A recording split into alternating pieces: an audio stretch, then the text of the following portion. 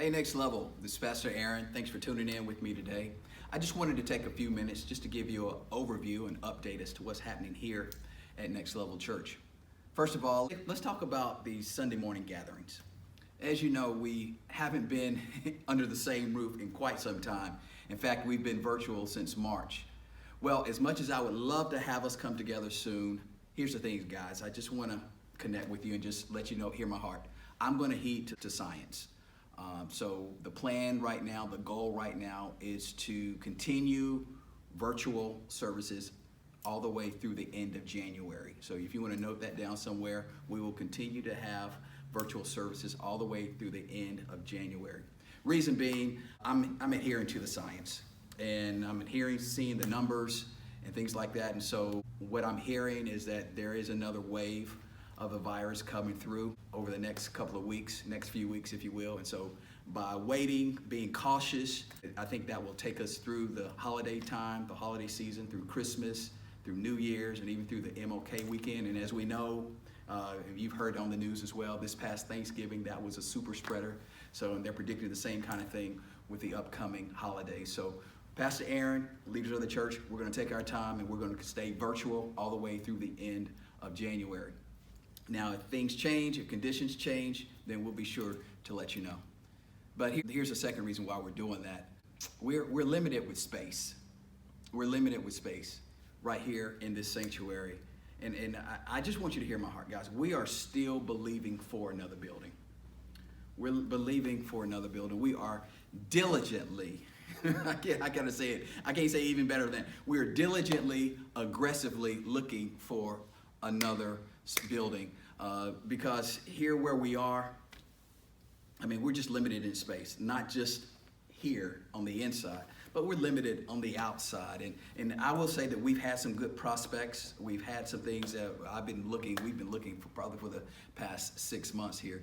We've had some good prospects, but it's just about finding the right building at the right place, at the right price range. So those are the three factors that we're praying about, that we're looking for. Things just haven't worked out. There is one particular area that I am praying for that it comes to pass. So when I have more information about that, I'll be sure to let you know. But as I shared earlier, here's why we're trying to look for another building. Not just because we're limited in space here. I mean, even with the pandemic and stuff, there's only but so much spacing we can do in our sanctuary as it exists right now. But I'm concerned about what happens on the outside. We need our own space. We need our own parking lot. I will say that it's been a challenge to do things on the outside when it comes to outreaches and things like that. And I'm grateful. I'm grateful for the number of outreaches we were able to do. We did several giveaways outside in our parking lot, but you don't realize the challenge that was in getting permission with our neighbors to make sure that was okay. And in fact, because we do share where we are in this complex, we do share a parking lot. And so even when it comes to drive-up services, and those of you who came out for that, we had to have our drive-up services early in the morning. Why? Because not just for the weather's sake, but just we didn't want to infringe upon our neighbors, and when they started up their businesses and their restaurants and all that kind of thing. So guys, if there's anything that you can be praying with Pastor Aaron and Lady D about, let's get another building. Let's get another building. Lord, give us the right building at the right price, at the right location that is right for us according to your timing, according to your will. Which takes me to the second thing that I want to talk to you about, and that is the status of our Expansion 2020 Building Fund. In fact, I'm going to go ahead and change it now and call it the Expansion 2021 Building Fund. Thank you guys for partnering with this ministry and helping us to raise monies to purchase another building.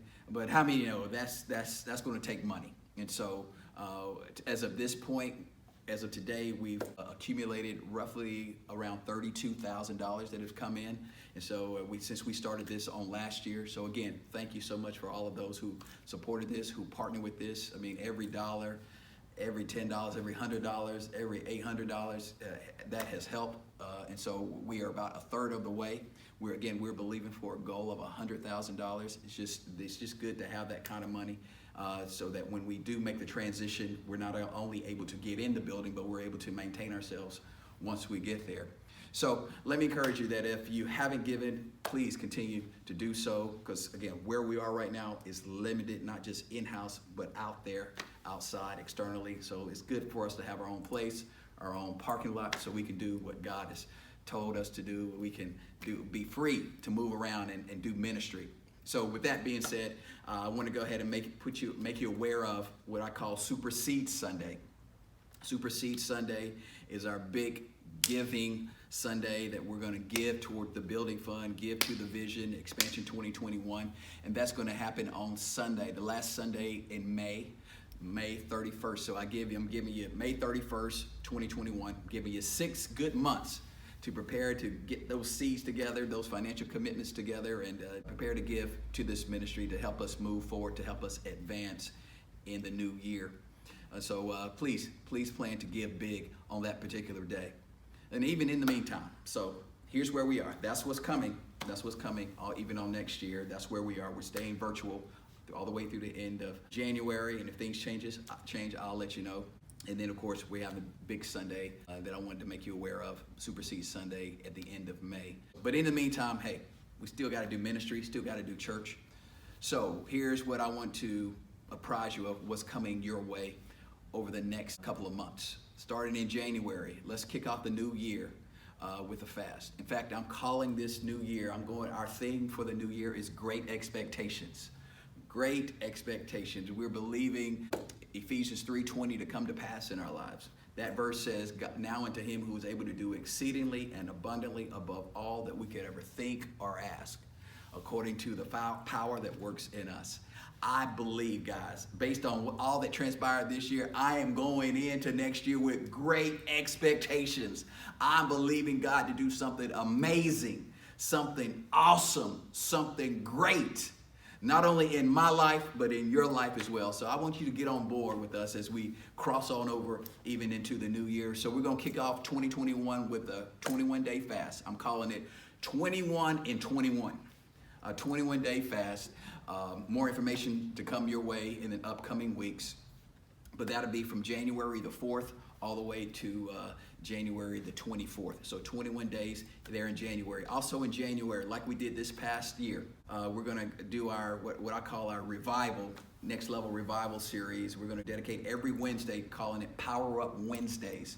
We're having Power Up Wednesdays in January, where we'll have some speakers come in and bless us like they did last year. Of course, I'll be a speaker, Lady D will be a speaker, but we're going to bring in some other speakers as well. So this is the time for you not to disengage, but to re-engage, because there is a word for you in the house, and I believe God is going to do something big and awesome in your life. So that's going to be in January, and towards the end of January, as we transition to February, we're going to launch our book series that I wanted the church to get on board with me. It's a book that I want all of us to read.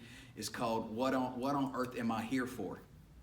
It's a purpose-driven life kind of book, and so I'm looking forward to reading that with you guys. And also around that time, we'll launch our Next Level groups. So I've been talking about having small groups, and so by that time, we'll definitely have that together. And so I want everybody to get on board, read this book, be a part of a group, and let's stay connected and encourage each other, even during this pandemic and post-pandemic. This is the time for us not to continue to stay out, but to push ourselves and get more connected, more involved with each other. Hear me. Here's my ask as I bring this to a close. Here's my ask, guys. Let's stay connected. In fact, here's what I'm really asking. Help me help you stay connected. What do I mean by that?